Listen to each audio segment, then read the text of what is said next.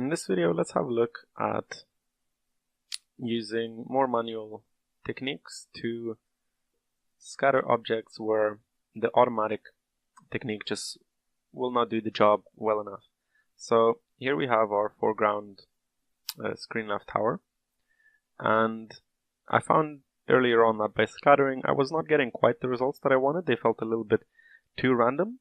So for things like this, we might want to resort to a more tailored approach. So let's just create a new geometry container, and we're going to call this PC container just so it's easier for me to remember. And we'll create a new scatterer, actually point cloud. We'll call this Shanty PC container, and we'll call this Shanty SC scatterer. And here again, we're going to select all of our shanties. For geometry support, we're going to call upon our PC container here. And let's just go in and start having a little look at painting some particles. So let's look at our settings in here.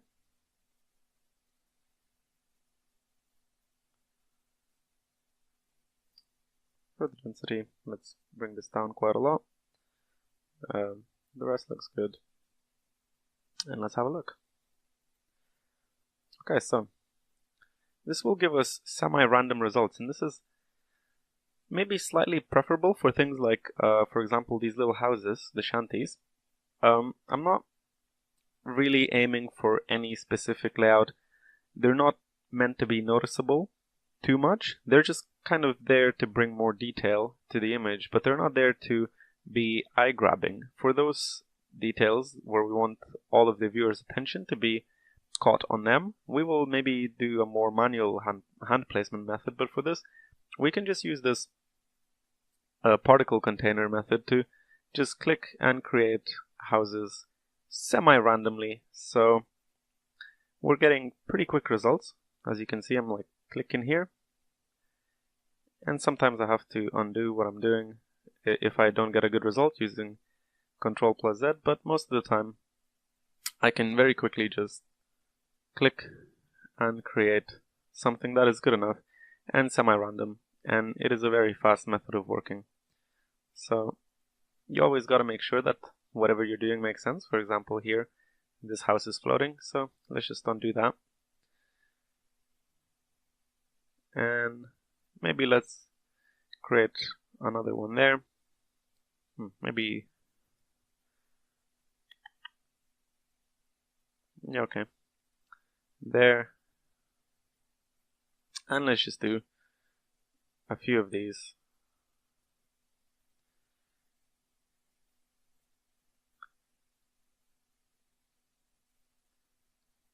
In order to get a good result. Okay, so now if we look,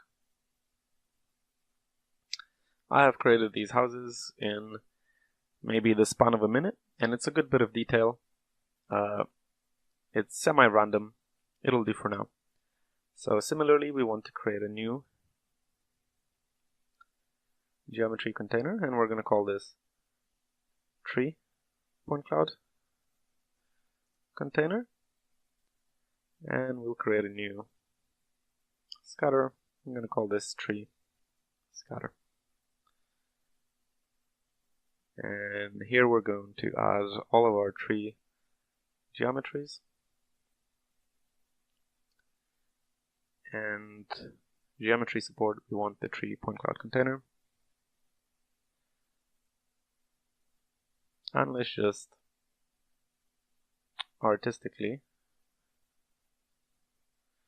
place some trees where it would make sense to have trees. So you know, when you're scattering, with this amount of detail, sometimes you get results that aren't exactly what you want. But this way, quite easily, we can get good results quickly. And for example, if I want slightly more trees, here I can just do a little bit of painting by keeping my mouse button held, and now I have quite a few trees there. And if I go into my tree scatterer here, what I might want is to have scatter rotation here in the y-axis set to 360 degrees, so they're all rotated to random angles. Oh no, sorry, not in the scatter rotation, my bad, in the scatter rotation variance. That's more like it. And actually we can go into our shanty scatterer, and here we'll set the variance to 360 degrees as well. But now we're getting them at quite random angles, and we don't want that, but it would be good to have different sides of the buildings presented each time, so we can set the scatter rotation variance step here to 90 degrees. And so now we're getting all of the buildings randomly rotated at 90 degrees in all directions, and it's just, again, a little bit more variety than we had previously. So here in our tree scatterer, let's draw, in our container let's draw some more. And you can be really selective with where you actually create these trees.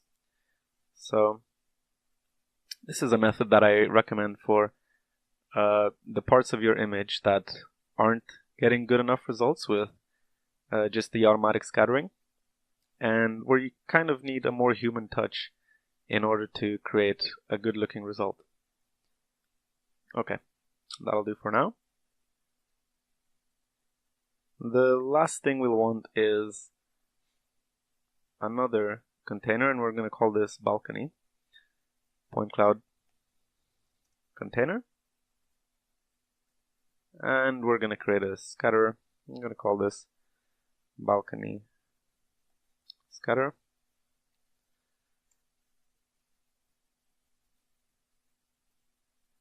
And let's select all of our balcony geometry. And select our balcony point cloud container.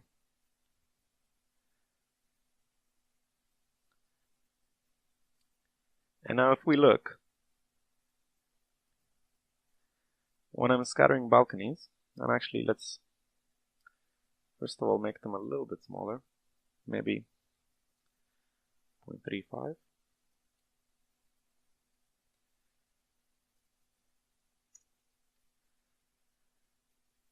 And let's go in here. For example, let's practice on this building. So I have no guarantee that the balconies I create are going to be the correct angle. See here, they're jutting out the wrong way. We would, in reality, okay, let's make one more. So here, they're facing the correct way, but actually backwards. It's just the general plane is correct. So, first of all, in order to fix this, you might want to just do this. And now that is correct, but these are not. And so, if we, for example, do the previous trick of having rotation variance set to 360 and step to 90, this still does not guarantee good results because this is still random. So now they're all incorrect actually. So what other solutions do we have? We could try support normals if we set this to 100. But this actually does not work either. So the solution I found for this project, and this is more something that matters for cities rather than forests. For forests, random rotation is always good. But for this, I found that this was a little bit too much of a problem. So we can do it differently. We can, for example, here, select the rotation to be 90 degrees. No, actually, we want minus 90. That's correct. Okay, so now, that flew out a bit too quick. Okay, so Now let's split this particle container and the scatterer into two. One that will be facing this way, so we'll only put it on the surfaces facing towards, which axis would it be? The Z axis, Z. So let's do that. And let's just liberally sprinkle a bunch of these balconies for extra detail, like this.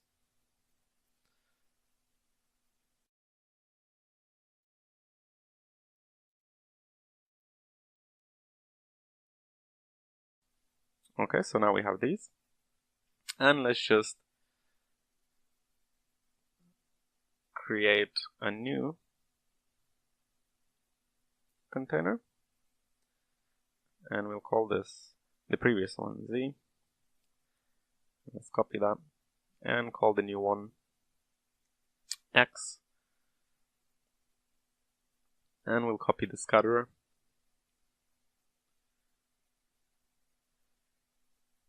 And apply it to that. And so now, let's create a balcony here. And again, actually, let's name these as well.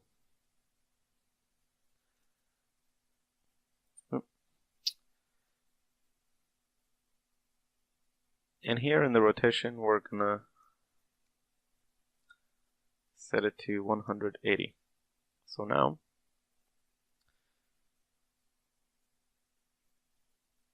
these balconies will be facing towards the x-axis.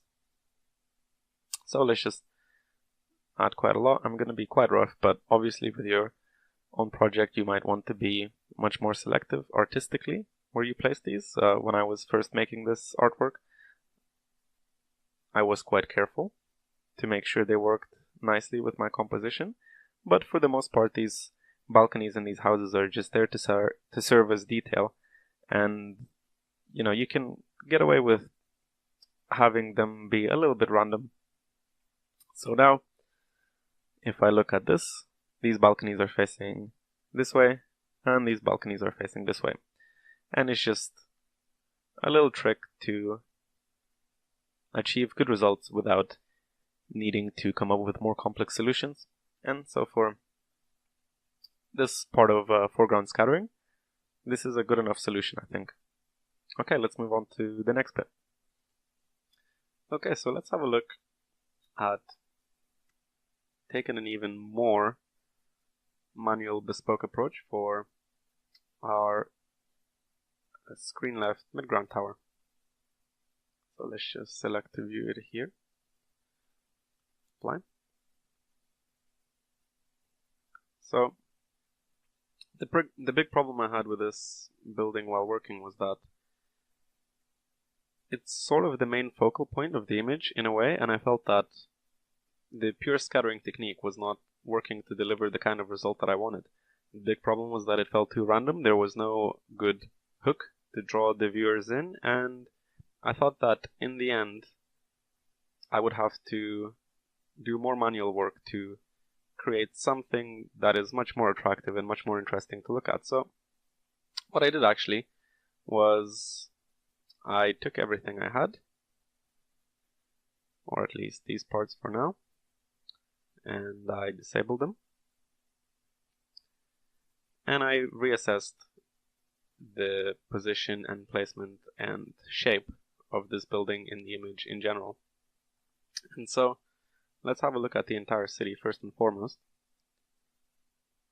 And it can be slightly difficult to see what is going on when your scene becomes this heavy, but for now let's take what we have and repurpose this entire shape while keeping the general outline the same. So I think first of all let's take one of these main boxes and rescale it slightly. Maybe make it a little bit shorter. Here.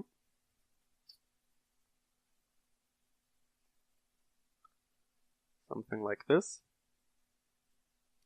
And let's take the other one.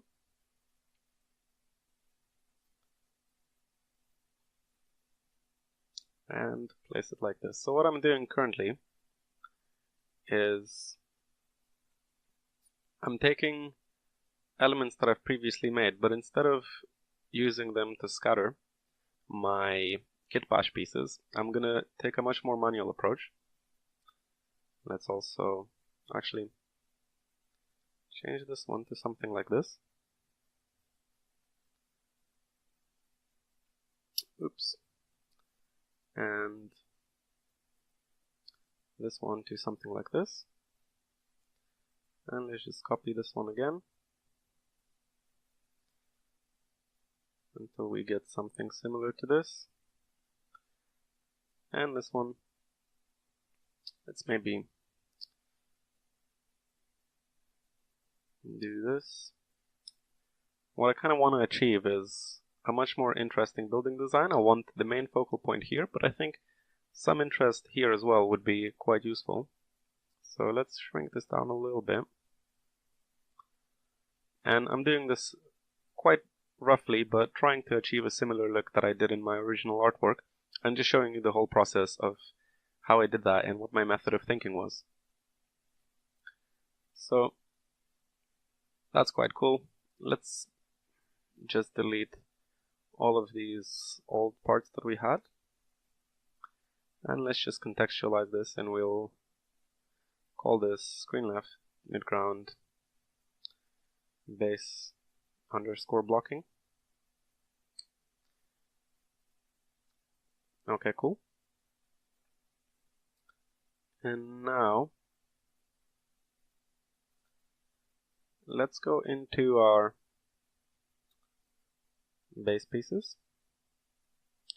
Let's just delete these ones.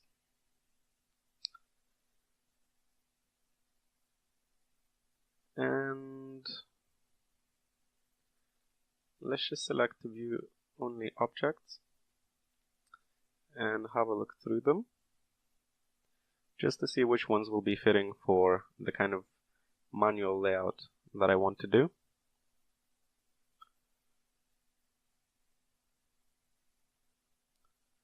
Okay, I think perhaps we'll take these three, actually 8, 7, 6.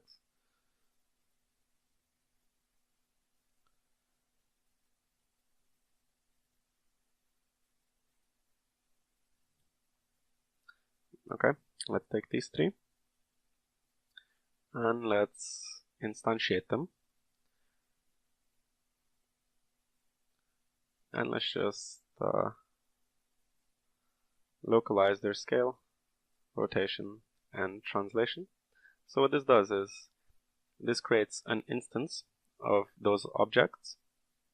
So they're not taking up more memory, but if we don't localize the settings here, what will happen is that whenever we move them, the original will move as well, so we don't want that.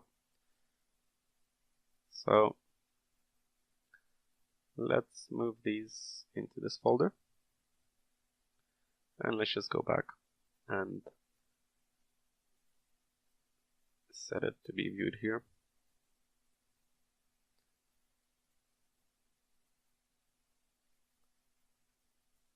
And let's just move these into place. Pardon me.